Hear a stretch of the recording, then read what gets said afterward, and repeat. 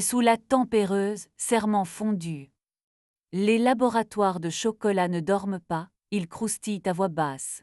Quand la ville rabat ses volets et que les trottoirs se vident de leurs talons, ma tempéreuse garde une pulsation régulière, comme un cœur de métal certain de son rôle, faire briller ce qui a la mémoire de l'ombre. L'air tient de la vanille qui s'est avouée, du cacao qui file droit, du sucre qui attend son point. Les moules en polycarbonate veillent en soldats transparents, les spatules sèchent sur un torchon qu'une fois encore j'ai plié entière, superstition douce qui en. Je m'appelle Camille. Chocolatière par désobéissance au sommeil, je parle en degrés et en silence. Ma voix préférée est un 31,5 degrés C docile, quand le beurre de cacao reconnaît la maison et que le chocolat se lisse de lui-même. Mon royaume, un thermomètre qui n'aime pas les drames, un marbre qui boit les histoires, des bacs de pralinés qui savent écouter, des poches à douille qui finissent toujours par céder du bon côté si on leur parle gentiment. Dans le deuxième tiroir, j'ai une petite boîte cabossée autrefois des pastilles à la. J'ai aimé Victor sur une courbe trop parfaite. Directeur d'un groupe qui s'achetait des réputations comme on plante des oliviers, il savait se tenir entre deux fourneaux sans se salir, avec cette patience de ceux qui promettent des vitrines.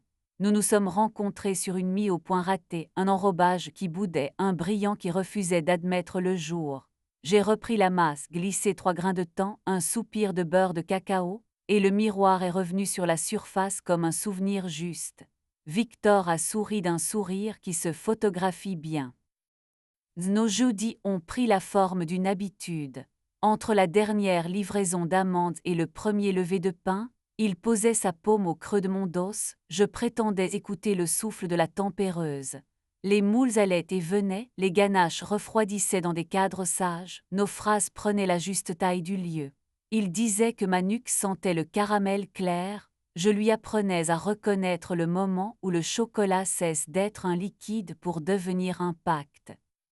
La première fausse note n'a pas été une cristallisation capricieuse ni une trace blanche sur une coque bien née. C'était un parfum de figue insistante, inhabituel dans ma chorégraphie de vanille et de cacao, resté dans le couloir comme un mot mal rangé. C'était un voile de poudre nacrée l'or alimentaire de fête qu'aucun de mes gâteaux du soir n'exigeait. Et puis la caméra de la réserve a grésillé 30 secondes à 0017, elle ne grésille jamais. Le registre des badges a noté un partenaire passé à 00. Je me suis offert des explications raisonnables. Une styliste venue trop tard pour une photo, un livreur qui s'enivre de nos odeurs, une stagiaire à qui l'on n'a pas appris qu'ici tout a un sens. La semaine suivante a rejoué le même air. 0017 neige à l'écran, 0018 bip discret, 0026 la figue sur d'elle plus tenace que la vanille. Je n'ai rien cassé, j'ai mis un peu de sucre glace sur la poignée de la réserve, pas de quoi salir, juste assez pour savoir où les paumes se signent. J'ai des plats. Elle s'appelait Livia, chef pâtissière à paillettes disciplinée, visage tranquille de ses campagnes qui feignent d'aimer le goût alors qu'elles sont amoureuses de la lumière. Livia savait plier sa voix pour que les caméras la comprennent. Dans son sillage, un ou discret caché sous une figue très patiente. Elle a pénétré mon labo comme un samedi dans une semaine trop sage. Victor l'a suivi d'un pas qu'on réserve aux désirs coûteux. Nous nous sommes souris, adultes, esthètes bien élevés. Je n'humilie pas un sanctuaire pour solde une colère.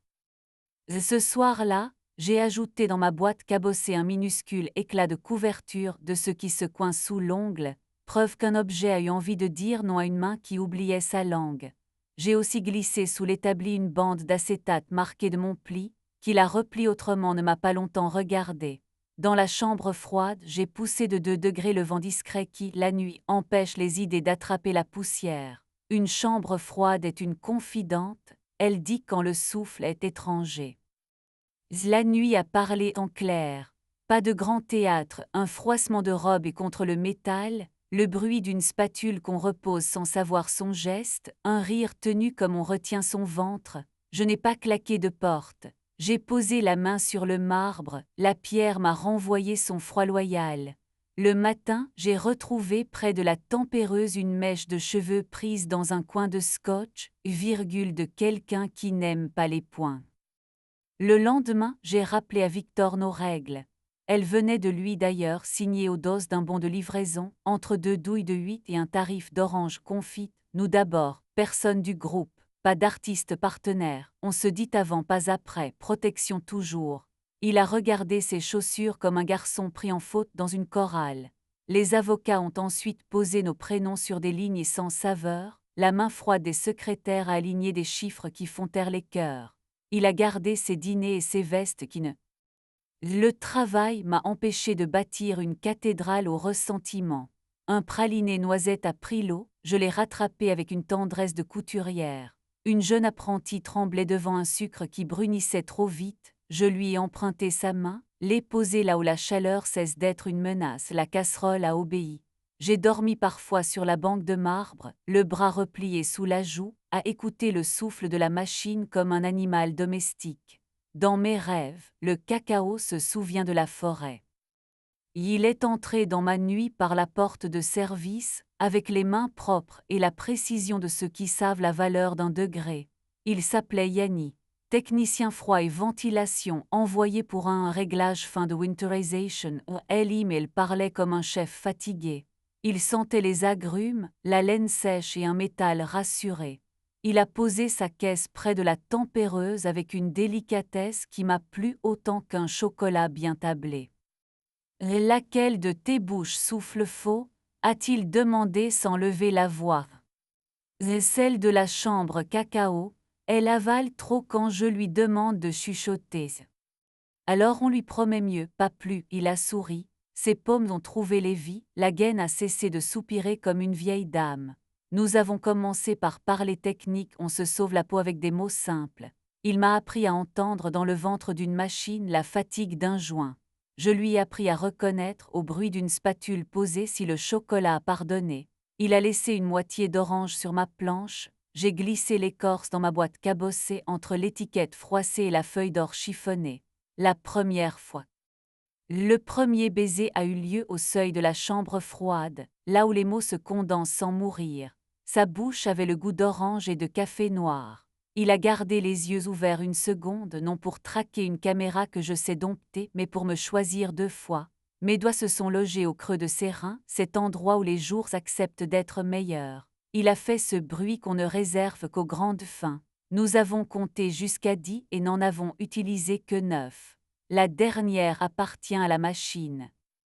Nous nous sommes donné des règles qui ressemblent au respect, pas à des clôtures, pas de bouche au-dessus d'une bassine, pas de main parfumée près d'une masse, oui pour le couloir des racks, là où l'odeur de cacao justifie toutes les promesses, oui pour l'escalier de service palier 2 où l'encaustique prend des airs de peau, oui pour le toit contre la hotte quand la ville revient au noir. Les clés ont dormi dans la poche du garde, inutilement. Nous avions déjà touché le feu. Le groupe de Victor a inventé une nuit des ganaches, atelier pour partenaires, coulé devant téléphone, slogan qui maltraite le mot artisanal jusqu'au ridicule. Livia est revenue, robe simple qui fait semblant de comprendre nos jours, dos prêt à l'éloge.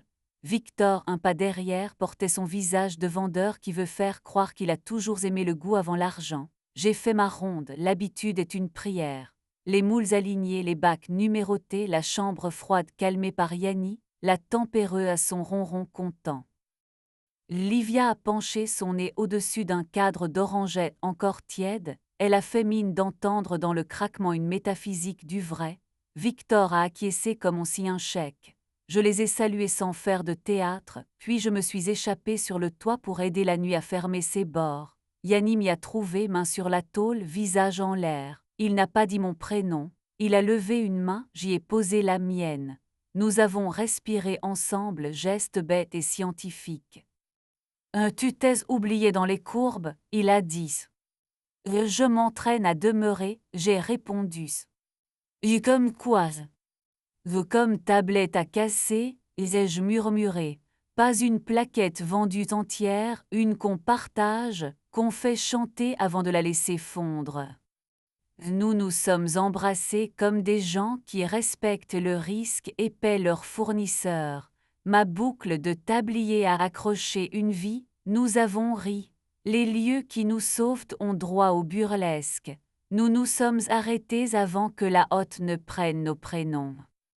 Il y a une version de cette histoire où j'aligne les logs, où j'agite la mèche de cheveux, la poudre sur la poignée, la figue coupable, le bip exact. On m'applaudirait pour la clarté, on me tendrait des likes comme des dragées. Mon labo ne me le pardonnerait pas. Il est fait pour briller sans humilier. J'ai préféré l'autre montage. J'ai raccompagné de silhouettes vers des vitrines qui ne sont plus les miennes. J'ai protégé un sanctuaire du ridicule.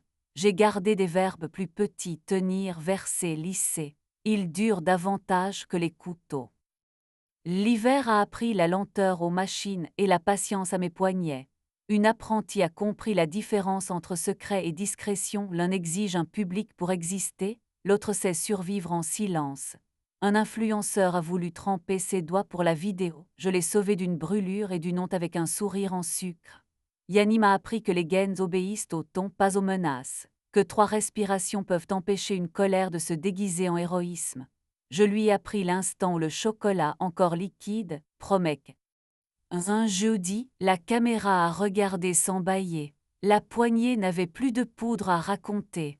La tempéreuse a tenu ses degrés comme une âme loyale. Dans ma petite boîte cabossée, l'étiquette ne pas jetée a pesé plus que l'or chiffonné. J'ai ri dans ma manche. Yanni a ri dans mon cou.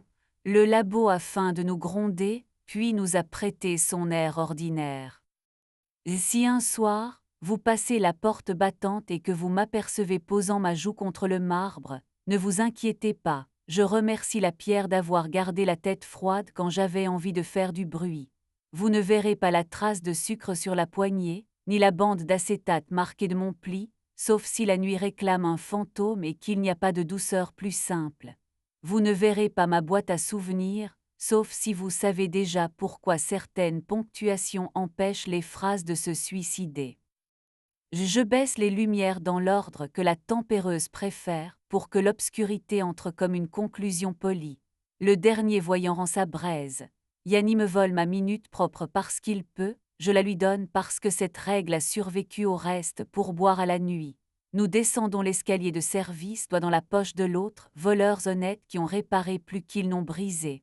Dehors, la ville se croque dans ses vitrines noires. Dedans, des rangées de bonbons bien sages décidant de nous faire confiance jusqu'au matin. Les laboratoires de chocolat ne dorment pas, ils croustillent. Ils pardonnent lentement, puis d'un coup, quand on cesse de leur demander d'accueillir des scènes auxquelles ils n'ont pas été invités. Nous n'avons plus nos 10 minutes volées, nous gardons celles que nous pouvons porter, et laissons le reste figé en paix, brillant comme une poignée acceptée. Le matin, une inconnue posera sa langue sur une ganache qui lui dira oui sans condition. Elle croira à l'espace d'un souffle qu'un lieu l'aime. J'essaierai d'être aussi prudente avec les vivants. Dans mon tiroir, la petite